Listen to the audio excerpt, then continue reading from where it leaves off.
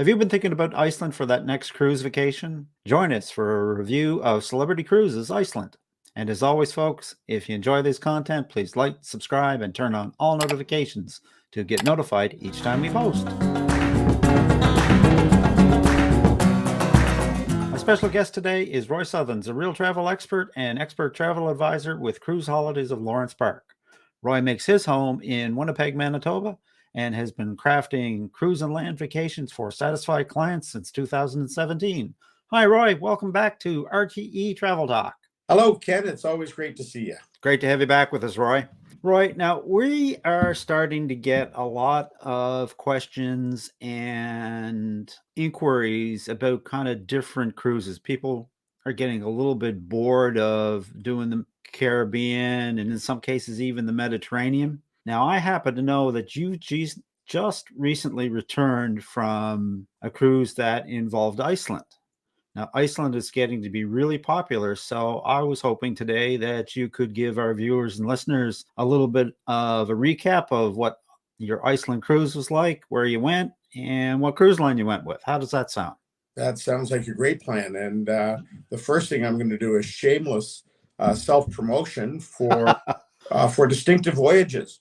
Okay. With any travel leaders, travel agency, we have access to Distinctive Voyages where we put a host on board, we have a welcome reception, and we include a shore excursion. And of course, on this particular cruise, I was the Distinctive Voyages host, and it is always an honor. We had about 95 people in the group. We started in Reykjavik. We were supposed to go to Ísafjörður.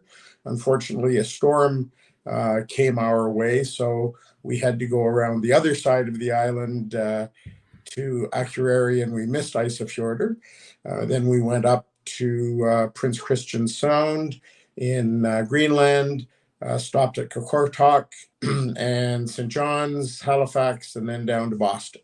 Oh, sounds like a great cruise. What's the scoop on Iceland, Roy? Is it a place that people would really want to go to? Is it getting popular, or did you enjoy it? Oh, for heaven's sake. I've got to tell you that every time we turned around, we found more reasons we wanted to go back. Okay. The people are great. We absolutely love the people. I had booked private transfers from the airport to the hotel, and as we're on our way out to the car, the driver says, "Do you remember where I parked?" Okay, I'm on. And you know, he clearly loves his country and was very proud to talk about it. We had a great trip into town. We spent 4 nights in Reykjavik, did the Golden Circle tour. We were supposed to go on whale watching cruise, but the weather was the weather. And then we got out on a puffin cruise. Now, we were late in August, so there were very, very few puffins left. It's important, if you want to get to see the puffins, get in there earlier. July is probably the best time. But we had a wonderful time. The food is amazing. If you like lamb, you've got to have Icelandic lamb. I'm not a big lamb fan, and I enjoyed the Icelandic lamb. So why do you think, Roy, that Iceland is becoming so popular when it comes to a cruise? Well, I think Iceland is popular regardless. And so first of all, the rugged beauty, the scenery is spectacular. Okay. I want to go back. I want to do the circumnavigate driving, the Circle Highway. I also want to go back in the winter and for the Northern Lights. But in terms of cruising, it's a great spot because what a wonderful place to spend pre or post cruise. It's just, we had a great time in our 4 days, and then off you go, and there are cruises from Iceland or to Iceland that head for North America, and there's a lot going to Ireland and points in Europe. So that'd be a great way to combine Ireland as well then. It is indeed, yes. Okay. So what cruise line did you go with, Roy? We were with Celebrity, and we were on Celebrity Summit. Oh, okay. And how did you find Celebrity? Well, we always find Celebrity really, really good. It's certainly a premium cruise line that is positioning themselves as the new luxury. Of course, with Celebrity now, your fare includes a beverage package, Wi-Fi, and tips. and it is just that cut above. Excellent, excellent. Did you have a balcony on this particular cruise, Roy? Well, because I was hosting, we were actually in an ocean view room. Okay. And, I love my balcony, but when I'm in an ocean view, I don't miss it quite as much as I thought I would. The ship was absolutely chock full, so I wasn't able to upgrade to a balcony. Right. But the ocean view room was just fine. But Okay. I'm always going to recommend a balcony. Even in a northern itinerary such as this one, you would still recommend a balcony if you had the Oh, choice. Oh, of course, yes. I've been to Alaska. I've been to Iceland. I've been to Antarctica. Some of our greatest pictures came from our balcony in Antarctica. What was the typical guest on board, Roy? Is it kind of the same demographic, age-wise, that you might find in a Caribbean cruise, or was it a little bit different? Probably a little bit older, but again, we were traveling at the end of August. But Iceland is a great destination for families because the scenery is so magnificent, and Celebrity does have some great programs on board for kids from the teens, so that there's no reason to shy away from it, and it's such an amazing part of the world. We got a rare treat. We managed to be north of the Arctic Circle twice on the cruise. Both times, even though we were before the season should start, we lucked into Northern Lights, which is always a treat. And yes, it was cold on deck, but it was definitely worth being on deck getting the pictures of the Northern Lights. So you mentioned that part of your cruise you went to Greenland. What was involved with your stops in Greenland? Well, a day of scenic cruising in Prins Christian Sound. So lots of glaciers, lots of icebergs. Really, really enjoyed the icebergs, from the little bergy bits to some really massive icebergs. And then our stop in Qaqortog is just a small village, and we wandered around, but there are a few different things that can be done in Qaqortog. Also, just meeting people of Greenland is wonderful. You mentioned you had 4 days in Reykjavik. We did that pre-cruise. I set that up myself.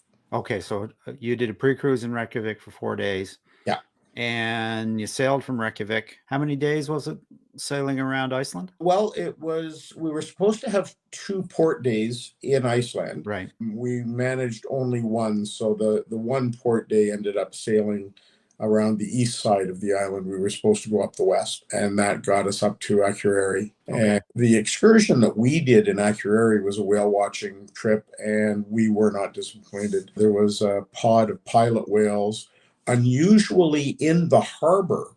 So we headed out toward the sea, and the captain turned around because all the boats talk to one another and let everybody, they help know where the whales are. And so we pulled around, and I actually got some good pictures and video of the whales, with a lot of respect to the captain. The captain kept his distance and did not disturb the whales in any way, shape, or form.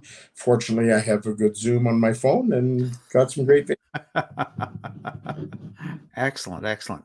So you mentioned that we did Iceland and Greenland, and there was a stop in St. John's? St. John's, yeah. Mm-hmm. Okay. I have to ask you, did you kiss the cod? I didn't get that far, but I'm going back, and I am going to kiss the cod. And then Halifax, which is another great port city with a lot of history, and a final destination in Boston. That's correct. Which, again, another place of some amazing U.S. history. Right on. So, Roy, on this type of cruise, who would be best suited for it? I think anybody is, Ken. Yeah. Really, truly, whether you're young or young at heart, I think it's a great place for younger kids to see some magnificent parts of the world. Yeah, I think for anybody. Interesting. Now, you mentioned that you missed a couple of ports. How was the weather? Actually, the weather where we were was always good because the captain missed the storm. He went around the storm, not toward it. So our weather was good. Cold, as I mentioned, when we were up on deck for the Northern Lights, when we were north of the Arctic Circle, I almost wished I had brought my parka. But Iceland itself is a very temperate climate. And because, yes, it's a long way north, it almost kisses the Arctic Circle itself, but because of the moderation of the sea, we were sweater jacket weather in Reykjavik. I think when we landed it was about 5 degrees Celsius, but most of our time there was 10, 15 Celsius, quite comfortable. But even in the wintertime, Reykjavik rarely goes below -5. And when you live in Winnipeg and you're used to -25 and -30, -5 is almost tropical. That's that's mild. That would no doubt be a result of the Gulf Stream. Exactly. Yeah. And of course, that's one of the things that makes Reykjavik, or makes Iceland in general, a year-round destination, because people love to go for the Northern Lights and people love to go for the summer scenery as well. Interesting. You mentioned the parka. Do you have any special packing tips for folks that are considering this cruise? Bring lots of layers because it can get cool. So if you can layer up, you can also layer down. Were there any days, Roy, that you actually found it rough? You know what? Not on this particular cruise. The captain avoided the storm. Now, what I find rough might be different than what some other people find rough. I don't mind motion, but I don't remember any particular heavy seas at all in this trip. It was pretty calm all the way through, but the North Atlantic is still the North Atlantic. So you've got to be prepared for whatever nature is going to give you. And I would expect that you working with your guests, if there is some folks that are a little bit more susceptible to motion, you work to find them the best place in the ship. Always. And of course, we all know that that's midships, as close to the center of the ship as you can get. Yeah. So if you had to do over again, Roy, what would be a do not miss on this Iceland cruise? I am always a sucker for whale watching. I will do whale watching every chance I get. I'm also a sucker for waterfalls. If you like waterfalls, Iceland is your destination. There's some wonderful waterfalls there. And this particular cruise, and I'm going to focus on the cruise here and the dining. Celebrity's got some great specialty dining. Two of our favorites, one that we do almost every time we're on Celebrity, and it's Le Petit Chef. And for those who have never experienced Le Petit Chef, they give you a show on your plate, and it's the preparation of each course, and then the course magically appears and you enjoy the food. Again, whether you're young or old, it's a delightful, entertaining evening of dinner. And the other specialty dining that we absolutely thoroughly enjoyed was the Tuscan Grill. Just magnificent food. I saw some of your photos, so I knew that dining on board Celebrity was going to be a highlight. Now, the Celebrity Summit is in the Millennium class of ships. I believe their complement's about 2,600. Actually, smaller than that. It's at double occupancy, under 2,200, about 2,158, and they go over 2,200 if they're full to the gunnels. Yeah, so that's a really nice size ship. It is that nice medium sized ship, and of course, the more I cruise, the more I like the smaller ships. I kind of agree with that. Well, Roy, this has been really great information about Iceland. Is there anything else you might like to add before we wrap up? Well, I'm going to go back to that whole Distinctive Voyages thoughts. And this particular itinerary is popular, happens a couple times a year, which is why the ship was full. Celebrity Summit is doing the same itinerary, except it's from Cape Liberty on August 6th of 2023, and that's a Distinctive Voyage. But also Celebrity Apex is doing a bunch of Iceland and Ireland in June, July, and August, all Distinctive Voyages. So it's worth, whichever one you'd like to do, it's worth consulting your travel agent and find the right one. I'm not hosting any of these. What I'm looking forward to coming up in June is hosting on the Azamara Pursuit. We're doing a 16-night voyage starting in Southampton, finishing in Copenhagen, but all of the port stops are Norway. So it's a Norway intensive and a really exciting cruise. Looking forward to getting back up over the north of the Arctic Circle again. So that was going to be my next question. That's where you're off to next. But I would be correct, and Azamara Pursuit is where you folks are off to next. Well, that's actually our next Distinctive Voyages. We're off in a couple of weeks down to Oasis of the Seas from Miami. Oh, okay. sailing with family and friends just as a reunion. And then in May, a group of clients are going to Alaska, and they've asked me to join them. So I'll be on the Koningsdam in May. I still have to fill that winter hole to get out of Winnipeg for a few into the warmth. But I know something's going to come along, and I will have another nice destination in between November and May. Now, I know for our friends south of the border, there's some of those folks, other than perhaps some of our friends in the Midwest states who get good solid winters, don't really understand what a snowbird is. But there comes a time starting around January, February, thinking, oh my goodness, I got to get out of here to someplace warm. Yes, in the last couple of years, with COVID not being able to travel in the dead of winter, it threw a wet blanket on everybody. Right, that's for sure. So, Roy, if folks wanted to reach out to you about a Distinctive Voyage or perhaps another cruise, what's the best way to get hold of you? Well, you're streaming my information on the banner. My new email just recently started, rsuthons@cruiseholidays.com. Of course, if you're in Winnipeg, you can call me at 431-374-7619. That's a local call. And for Toronto, local 416-523-4509. I would love to help you find a Distinctive Voyage.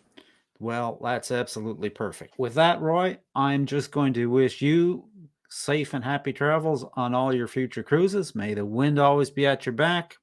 And I hope to see you on the Lido deck real soon. I hope we get to sail one day. It'll be great to sail together. That sounds like a plan to me, Roy. Take care. Cheers. Bye-bye. Bye. And that about wraps things up for today, folks. A very special thanks to my guest, Roy Suthons of Cruise Holidays of Lawrence Park. If you'd like to reach Roy, I will leave his contact information in the description. If you'd like to reach us, simply send a question to questions@realtravelexperts.com, visit our website, realtravelexperts.com, or leave a comment. We always respond. And as always, folks, if you enjoyed this content, please like, subscribe, and ring the bell. It is certainly appreciated and helps us to spread the word. So until next time, happy travels.